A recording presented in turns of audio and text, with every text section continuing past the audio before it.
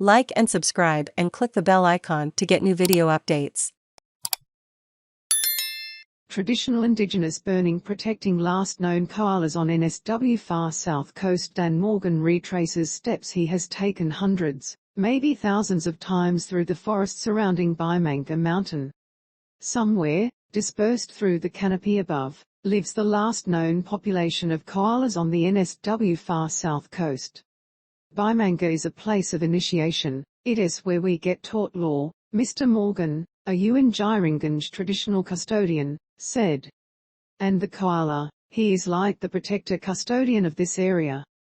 When we grow up, we re-taught that all the animals that live on our sacred sites are our ancestors, and it is our obligation to protect them.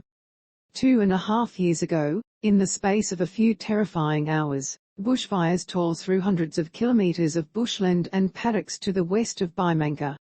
The fires destroyed hundreds of homes and flattened buildings on the main streets of Cobargo and Quaama, then climbed toward the ridgeline of Biamanga Mountain. The 2019 to 2020 bushfire season led to the declaration of koalas as endangered across most of eastern Australia. But another legacy of the Black Summer has been a surge in support for a different kind of fire. Mr. Morgan is a cultural fire practitioner, working with Firesticks Alliance to return traditional Indigenous fire management to koala country, on land sacred to the Yuin people, spanning the boundaries of national parks, state forests and private land holdings. He said once the Black Summer fires got to the top of Biamanga Mountain they just sat down, and they trickled around here for more than a month. Mr. Morgan said it was like the old spirits of the land just sat that fire down and protected the koala habitat. When he first came back into the forest after the bushfires, Mr. Morgan found fresh koala scats on the burnt ground. Surveys indicated that the estimated 50 to 60 koalas that live in the forests between Bega and Bermagui survived. How koalas helped protect the forest. Chris Allen, a former senior threatened species officer with NSW National Parks and Wildlife Service, said the country had originally been scheduled for logging. In 1998, the NSW and Commonwealth governments committed millions of tons from these forests to the woodchipper and sawmill, without knowing about the koalas here, he said. In the 1970s, the newly built woodchip mill in Eden transformed the region's forests into a battleground, with heated protests against intensive logging, thousands of arrests and deep division within the community. After a number of reports of koala sightings by local landholders, Mr. Allen initiated a community-based koala survey program.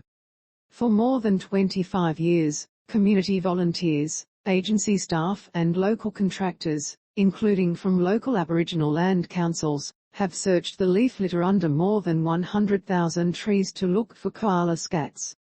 Our survey program extended right through the coastal forests, and our results were trusted, even by forestry, he said. We established that, although numbers were low, koalas were dispersed across more or less the entire landscape, each animal possibly having a home range of hundreds of hectares. The Aboriginal community added their own powerful voice to the conservation movement when significant cultural sites on Biamanga Mountain were threatened by logging. Forestry were pulling a lot of trees down, and they were about 50 meters away from a huge, sacred rock, Yuin Biripi traditional knowledge holder Lynne Thomas said. My dad tried to explain to them. When you go up to the sites up there on the mountain, it is like our churches. Miss Thomas was a little girl when her father, tribal elder Guboo Ted Thomas, led the campaign with Percy Mumbulla and other elders to recognize and protect the cultural heritage on Biamanga and Gulaga mountains. After decades of activism, Biamanga and Gulaga were proclaimed as national parks, and handed back to traditional custodians in 2006. With conclusive evidence of a significant koala population, 4 state forests near Biamanga Mountain and further north toward Gulaga Mountain were reclassified as the Mara Flora Reserves in 2016, and protected from logging. For Dan Morgan, the next, crucial step to secure the future of the forests and vulnerable wildlife is to restore the country's traditional fire regime. He is working with Yuin traditional knowledge holders and the local Koori community, to reclaim and apply cultural fire practices on their traditional lands. Our old people knew every insect, every animal and every tree, and how they all connected with the winds and the seasons, Yuin Djiringanj traditional knowledge holder Warren Foster said. They knew the signs the land gave us that it was the right time to burn. All that knowledge is still here, locked away in the landscape. Private landholders embraced traditional Indigenous burning and brown watchers as Dan Morgan and a small crew of cultural,